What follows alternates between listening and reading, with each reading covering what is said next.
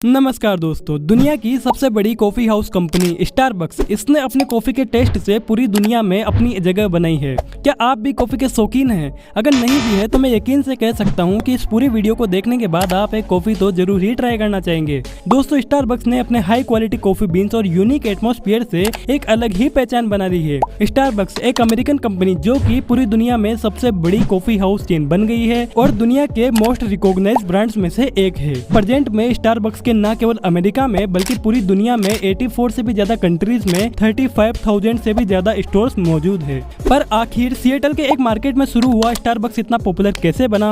क्यों इसकी कॉफी का टेस्ट पूरी दुनिया में मशहूर है? कैसे इसने लोगों के दिलों में अपने स्वाद की ऐसी छाप छोड़ दी है जिसे चाह कर भी कोई मिटा नहीं सकता है। दोस्तों, आपको बता दें कि इंडिया में स्टारबक्स के पीछे टाटा ग्रुप का भी रोल निकल कर आता है। इंडिया में स्टारबक्स का नाम कैसे टाटा स्टारबक्स रखा गया, डिस्कस करेंगे आज की हमारी इस वीडियो में। अगर उसके पहले आप हमारे चैनल पर नए हैं तो प्लीज हमारे चैनल को सब्सक्राइब कर देना, क्योंकि मैं यहाँ पर ऐसे इन्फॉर्मेटिव वीडियोस लेकर आता रहता हूँ। सबसे पहले हम समझते हैं कि स्टारबक्स की कहानी शुरू कहाँ से हुई। दोस्तों, आपको जानकर हैरानी होगी कि स्टारबक्स को कॉफी ड्रिंक सेल करने के लिए नहीं शुरू किया गया था, लेकिन स्टारबक्स कॉफी नहीं बेचना चाहता था तो वो क्या बेचना चाहता था? दोस्तों, स्टारबक्स की शुरुआत साल 1971 में यूएस के सिएटल मार्केट में जेरी बोल्डविन, जेव सिएगल और गॉर्डन बोकर नाम के 3 दोस्तों ने की। और इन तीनों दोस्तों में एक चीज कॉमन थी कि इन तीनों को ही चाय और कॉफी से काफी लगाव था और अपने इसी प्यार को बरकरार रखने के लिए इन्होंने इसकी शुरुआत की। और कुछ ही टाइम में इनका बिजनेस इतना ग्रो हो चुका था कि इन्होंने 5 नए स्टारबक्स खोल दिए थे। पर उस जमाने में स्टारबक्स आज की तरह कॉफी ड्रिंक्स नहीं बल्कि कॉफी, बीन्स, टी और स्पाइसेस को कैंस और बैग्स में भरकर सेल किया करता था। और शायद आज भी इनका यही बिजनेस होता अगर होवर्ड्स कर्ज स्टारबक्स में ना आए होते। दोस्तों, आपको बता दें कि होवर्ड्स वो शख्स है जिनकी वजह से आज स्टारबक्स इतना बड़ा नाम बन चुका है। अब आप सोच रहे होंगे कि वो कैसे, तो चलिए मैं आपको बताता हूँ।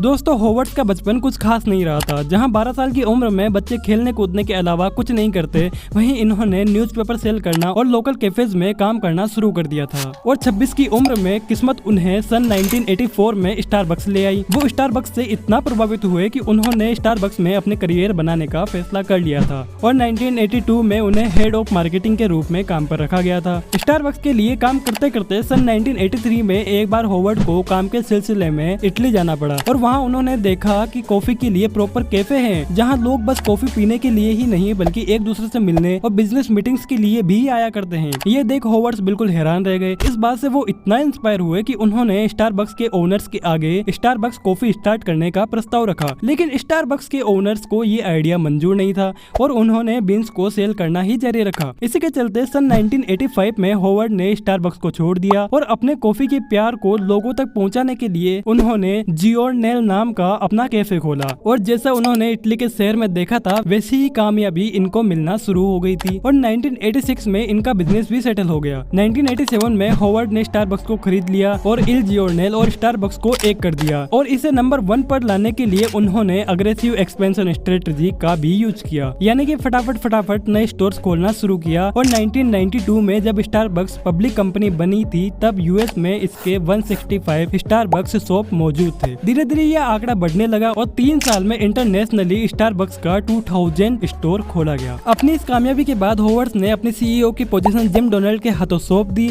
और तब तक 3500 से भी ज्यादा हो चुके स्टोर्स की जिम्मेदारी भी डोनाल्ड के हाथों में आ गई थी। और 2000 से 2007 तक ये नंबर 3501 से 15,000 हो गया और इसकी सेल 14,000 से 69,000 करोड़ पहुंच चुका था। इसी के दौरान कंपनी में उतार चढ़ाव भी है। 2007 के फाइनेंशियल क्राइसिस ने स्टारबक्स की उड़ान रोक दी। स्टारबक्स ने 50% स्टॉक प्राइसेस गिरा दिए। इसलिए स्टारबक्स को इस अंत से बचाने के लिए 2008 में होवर्ड्स फिर से स्टारबक्स के सीईओ बनकर लौटे और लौटने की आने मात्र की खबर से ही इसके स्टॉक सीधा 9% से स्काई रॉकेट हो गए। इसके बाद स्टारबक्स को बचाने के लिए होवर्ड ने 2008 में 600 स्टोर और 2009 में 300 से भी ज्यादा स्टोर्स का शटर बंद कर दिया। इसके साथ ही 2008 में उन्होंने नए ऑटोमेटिक मशीन हटाकर पुराने ला मोर्जो मशीन लगवाए ताकि कॉफी का वो पुराना प्यार स्टारबक्स में लौट आए। पर इन ओल्ड क्लासिक मशीन के साथ डिजिटलाइजेशन की तरफ बढ़ते हुए हुए स्टारबक्स का ऑफिशियल ऐप भी लॉन्च करा गया और आज स्टारबक्स की टोटल 30% सेल इसी ऐप के थ्रू आती है। मतलब $100 बिलियन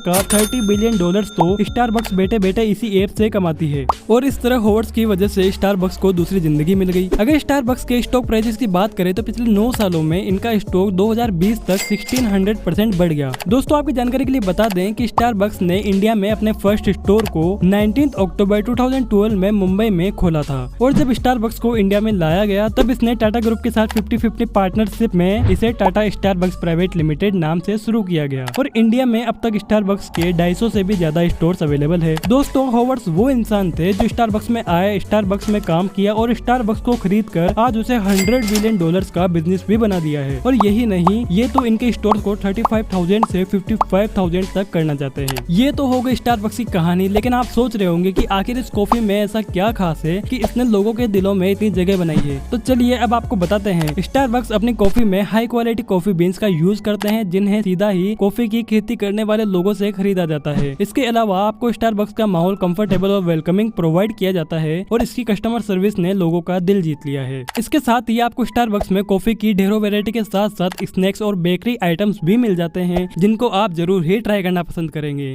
तो चलिए इसी टॉपिक के साथ करते हैं हमारे वीडियो का एंड। और अगर आप यहाँ तक आ ही गए हैं तो चैनल को सब्सक्राइब करना ना भूलें। मिलते हैं हमारी अगली वीडियो में, तब तक के लिए टेक केयर, बाय बाय।